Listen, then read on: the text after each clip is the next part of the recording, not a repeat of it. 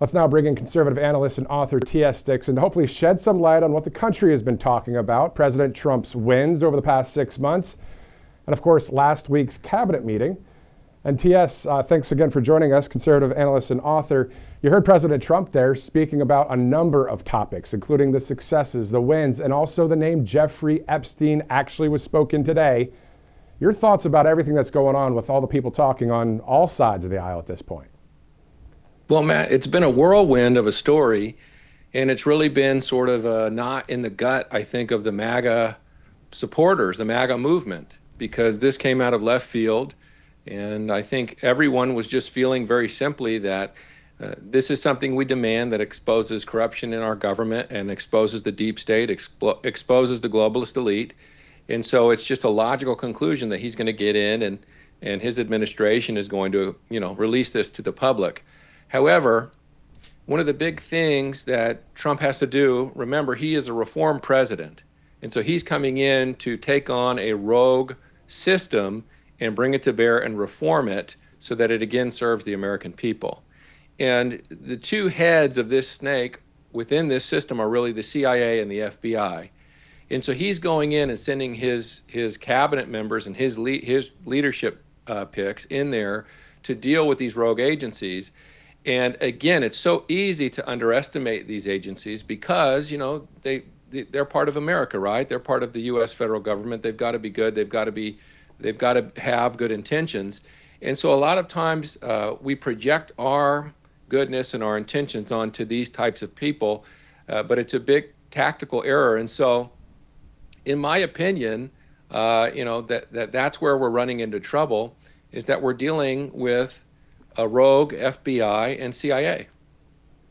So specifically within that framework, are you talking about Kash Patel? Because he's the lead of the FBI. So let's cut through all the stuff here. What are you saying? What's your analysis when it comes to what happened last week with the cabinet meeting and what may be happening if you're saying that there's rogue people within the FBI and the CIA? What's really happening? Let's just let the cat out of the bag. Right. Well, we know that they're rogue because we have things like Crossfire Hurricane, which they're now starting to investigate, and they are projecting that they intend to prosecute and arrest these guys for this criminal conspiracy, a seditious conspiracy, by the way, to undermine the rule of law and to perform a coup to eject a duly elected president from office. We had the pre-dawn raids of Trump's allies and team members.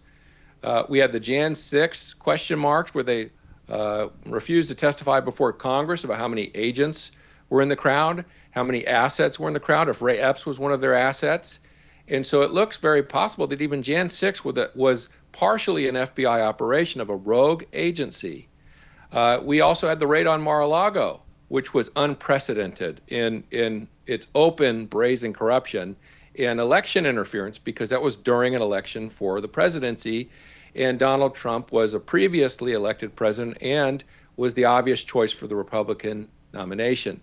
And the list goes on and on. So then they get into office, and I was saying, from my first appearance on RSBN, I've been beating this drum that the number one most important thing, part of these reforms, is to go after the politically corrupt actors and do the investigations, do the arrests, the indictments, and bring justice, because that's the only thing that's going to cement these reforms.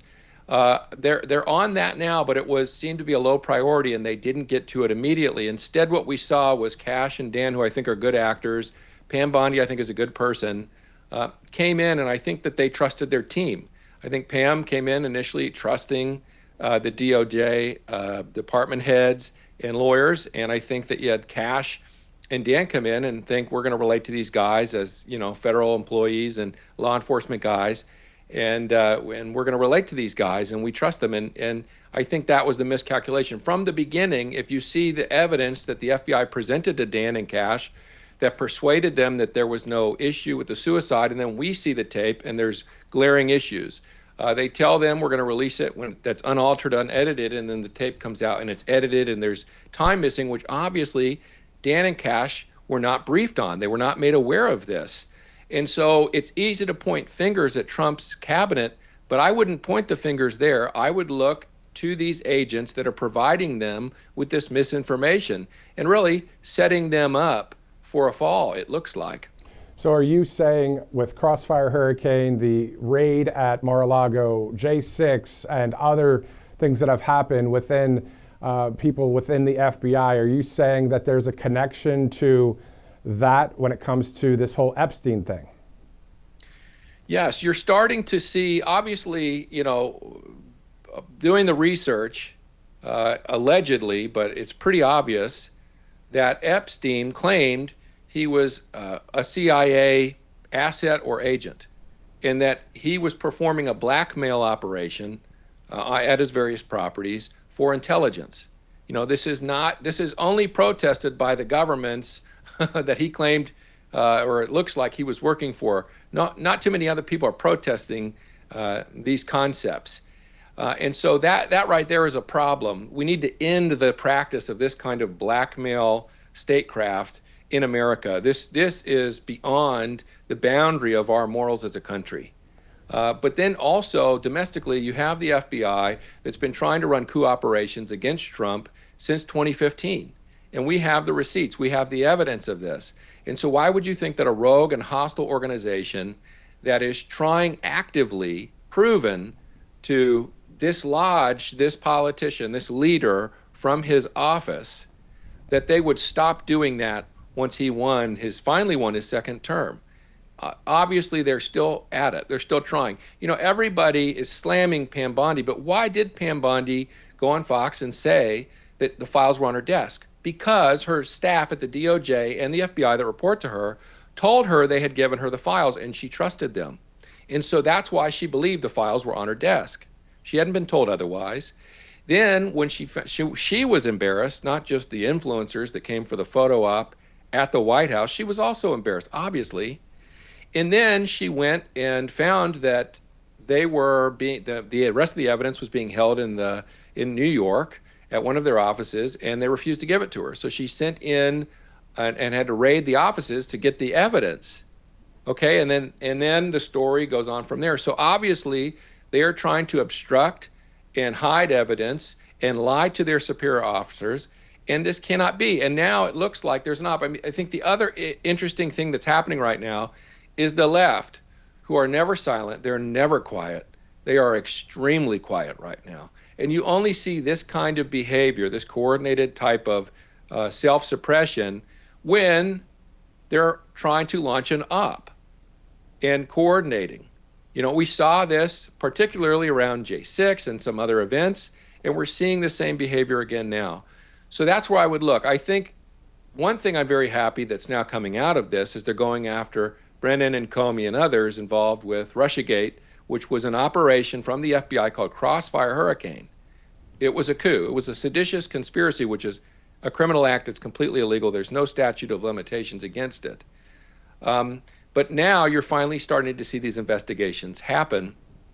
However, Maureen Comey, Comey's daughter, who somehow suspiciously is always assigned these blackmail cases, she's still working for Pam Bondi. Why is that? Why is she still there? There's many people there. I think if they're serious about getting the DOJ and the FBI under control, Trump, Pam Bondi, Cash, and Dan need to purge the DOJ and the FBI. I think they need to purge it from 3 layers down of leadership and management, down from the senior officers, in my opinion, if they're serious about reforming these institutions. Otherwise, I think this will come to such a head, we might have to dissolve these institutions like the DEA and USAID.